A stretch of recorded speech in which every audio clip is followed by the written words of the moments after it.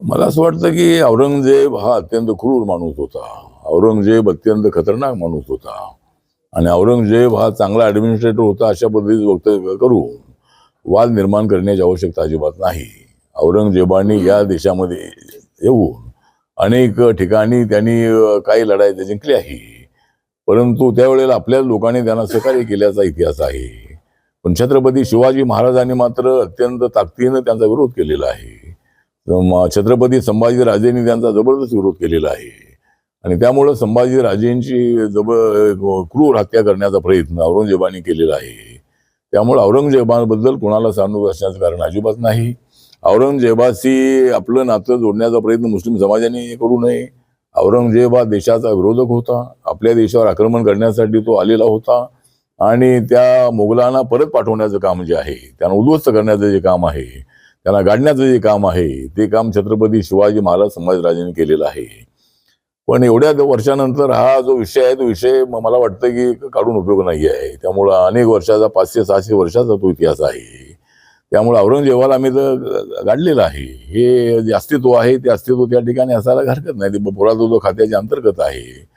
पण माझी मागणी अशी आहे की छत्रपती संभाजीराजेंचं एक मोठं स्मारक जे आहे, हे मोठं स्मारक इतर ठिकाणी कुठं संगमेश्वरला करण्याचं शासनाने जाहीर केलेलं आहे.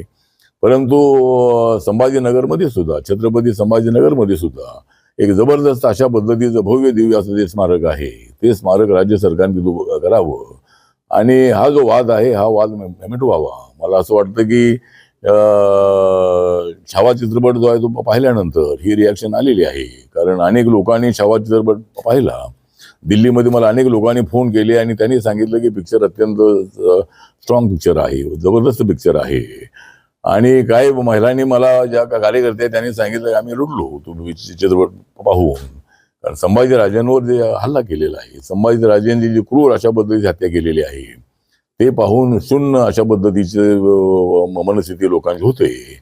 आणि त्यामुळं मला असं वाटतं की एवढ्या वर्षानंतर चित्रपट जो आहे तो पाहिल्यानंतर पुन्हा या संबंधामध्ये मोर्चे काढणं बरोबर नाही आहे. नागपूरमध्ये जे काही घडलेलं आहे अत्यंत चुकीचं आहे.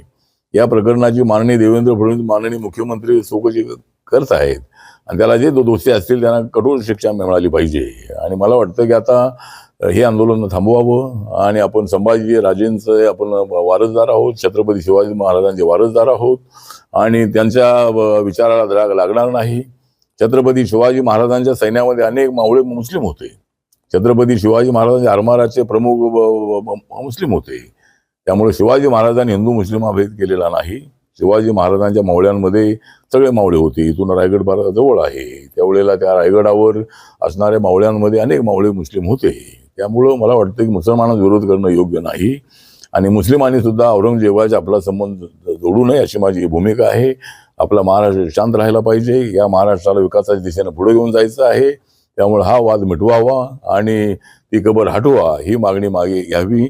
आणि मुस्लिमांनी सुद्धा या संबंधामध्ये हे आंदोलन त्यांच्या विरोधामध्ये आहे मानू नये. हे आंदोलन आहे ते औरंगजेबाच्या विरोधामध्ये आहे. औरंगजेबाने जे चुकीचं काम केलेलं आहे त्या संबंधामधली रिॲक्शन आहे. पण तरी सुद्धा ही रिॲक्शन हिंदू समाजाकडून येऊ नये अशा पद्धतीची माझी भूमिका आहे आणि हा वाद मिटवावा आणि हिंदू असतील मुस्लिम असतील महाराष्ट्रामध्ये आपण एकसंघपणे पुढे जाणं अत्यंत आवश्यक आहे. एबीपी माझा, उघडा डोळे बघा नीट.